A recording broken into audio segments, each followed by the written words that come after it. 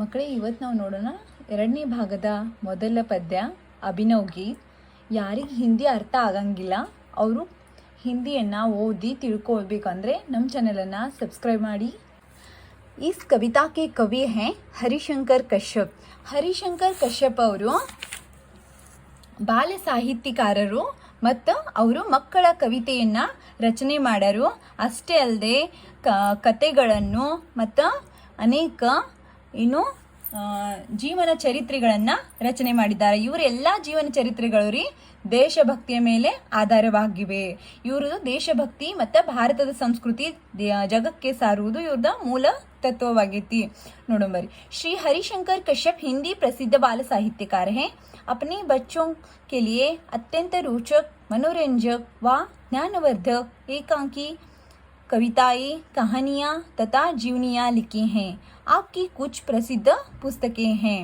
अंदर इವರು ಪ್ರಸಿದ್ಧ ಪುಸ್ತಕಗಳು ರೀ फुलवरी, झरना, मेरा देश, महान बालक, मेरा देश के मंदिर, मेरा देश की महान नारियाँ, मेरे देश के ऋषि मुनि, मेरे देश के संत महात्मा, देश की आन पर पूजा के फूल, आपकी रोचक मूल तत्व देशभक्ति, ಭಾರತೀಯ ಧರ್ಮ और ಸಂಸ್ಕೃತಿ हैं. ನಾ ಹೇಳಿದ್ನಲ್ರಿ ನಿಮಗೆ, ಇವ್ರು ಯಾವಾಗಲೂ ರಚಿಸಿದಂತಹ ಎಲ್ಲ ಕೃತಿಗಳು ಎಲ್ಲ ದೇಶದ ಸಂಸ್ಕೃತಿ ಮತ್ತು ಧರ್ಮದ ಮೇಲೆ ಅವಲಂಬಿತವಾಗ್ಯವು. ದೇಶಭಕ್ತಿಯನ್ನು ಇವು ಸೂಚಿಸ್ತಾವು. ಇವರ ಕವಿತೆಗಳು ಯಾವಾಗಲೂ ದೇಶಭಕ್ತಿಯ ಮೂಲ ಆಧಾರದ ಮ್ಯಾಗದವು. ನಾವು ನೋಡುವಂತಹ ಕವಿತೆಯ ಕವಿನೂ ಇವರೇ ಅದಾರ. ಇವರ ಹೆಸರು ಶ್ರೀ ಹರಿಶಂಕರ್ ಕಶ್ಯಪ್. ನೆನ್ಪಿಟ್ಕೋರಿ. ಈ ಕಡೆ ಗಮನ ಹರಿಸಿ ಮಕ್ಕಳೇ. ಇಲ್ಲಿ ನೋಡಿ, ಅಭಿನವ್ ಗೀತ್ ಕವಿತಾ. ಈ ಕವಿತಾದ ಆಶಯ ಓದೋಣ ಮೊದಲಿಗೆ.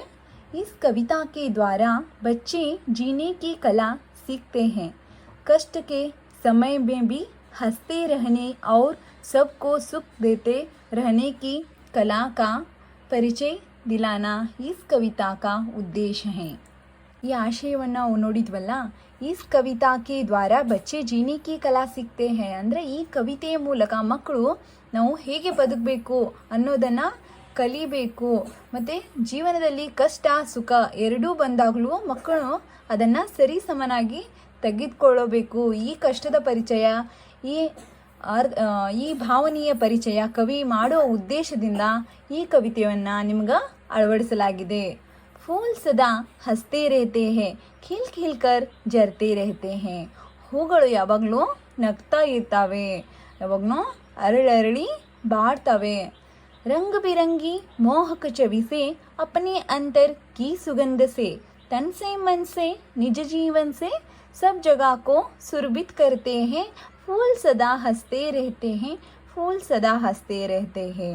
ರಂಗ ಬಿರಂಗಿ ಮೋಹಕ ಛವಿಸೆ ಅಂದ್ರೆ ಬಣ್ಣ ಬಣ್ಣಗಳಿಂದ ಮತ್ತು ಬೇರೆ ಬೇರೆ ವಾಸನೆಗಳಿಂದ ಹೂಗಳು ಎಲ್ಲ ಜಗವನ್ನು ಏನು ಮಾಡ್ತಾವು, ಸುಗಂಧಭರಿತವಾಗಿ ಗೊಳಿಸ್ತಾವು. ತನಸೆ ಮನಸೆ ನಿಜ ಜೀವನ್ಸೆ ಅಂದ್ರೆ ಅವು ಯಾವುದೇ ನಮ್ಮ ಕಡೆಯಿಂದ ಯಾವುದೇ ಅಪೇಕ್ಷೆ ಪಡದೆ ಅವು ಯಾವಾಗಲೂ ಏನು ಮಾಡ್ತಾವು, ಅರಳ್ತಾವು, ನಮ್ಗೆ ಸುಗಂಧವನ್ನು ಬೀರ್ತಾವು ಮತ್ತು ಬಾಡಿ ಹೋಗ್ತಾವು. ಸಬ್ ಜಗಕ್ಕೂ ಸುರ್ಬಿತ್ ಕರ್ತೆ ಹೇ ಎಲ್ಲ ಜಗವನ್ನು ಏನು ಮಾಡ್ತಾವು, ಸುಗಂಧಭರಿತವಾಗಿ ಗೊಳಿಸ್ತಾವು. ಆದರೂ ಹೂಗಳು ಯಾವಾಗಲೂ ನಗ್ತಾನೇ ಇರ್ತಾವು. ರಹು ಸದಾ ಸಬ್ಸೆ ಹಿಲ್ ಮಿಲ್ಕರ್ कष्ट सहो जीवन में हंसकर जियो सदा सबको सुख देकर फूल यही हमसे कहते हैं फूल सदा हंसते रहते हैं फूल सदा हंसते रहते हैं.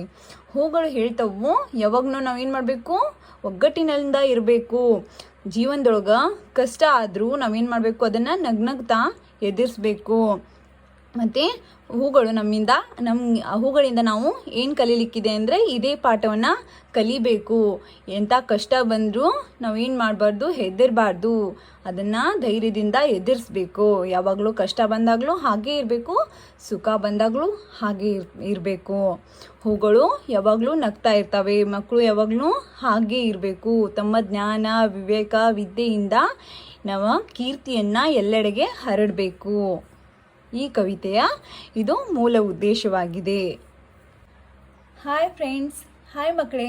ನಿಮಗೆ ಹಿಂದಿ ಅರ್ಥ ಆಗೋದಿಲ್ಲ, ಅರ್ಥ ಆಗಬೇಕಾದ್ರೆ ನಮ್ಮ ಚಾನೆಲ್ನ ಸಬ್ಸ್ಕ್ರೈಬ್ ಮಾಡಿ. ನಾವು ಹಿಂದಿ ಎಲ್ಲ ಪಾಠಗಳನ್ನು ಹಿಂದಿಯಲ್ಲಿ ಓದಿ ಕನ್ನಡದಲ್ಲಿ ತಿಳಿ ಹೇಳ್ತೀವಿ. ನಿಮಗೆ ಇದರಿಂದ ಸುಲಭವಾಗಿ ಹಿಂದಿ ಪಾಠಗಳು ಅರ್ಥ ಆಗಬಹುದು. Thank you.